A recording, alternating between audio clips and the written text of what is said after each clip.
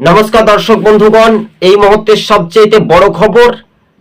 রাজ্য রাজনীতিতে আপনারা জানেন যে শুভেন্দু অধিকারীর যেখানেই মিছিল বা কর্মী সভা হচ্ছে আর সেখানেই শাসক দলের বহু ভোটার তারা তৃণমূল ছেড়ে গোপনে বিজেপিতে আশ্রয় নিচ্ছে।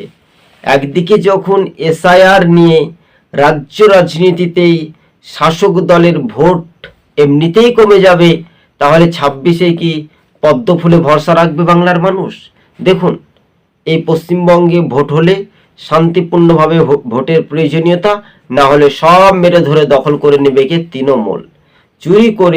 চোর চুরি করলেও 7 খুন মাপ আছে, আর সাধু কাঁচা আলে পা না দিয়েও তিনি বিপত্তি হতে পারেন, তাই না? ঘটনাস্থলে প্রথম টিভি সকাল ইউটিউব চ্যানেলটি ভালো লাগলে শেয়ার করে পাশে থাকবেন। দেখুন, উত্তরবঙ্গ থেকে দক্ষিণবঙ্গের চিত্রটা একটু আলাদা, কিন্তু 26-এ ম্যাজিকটা ঘুরে যাবে তো আদতে এই বাংলাতে? এই নিয়ে উঠেছে রাজ্য রাজনীতির পরিস্থিতি।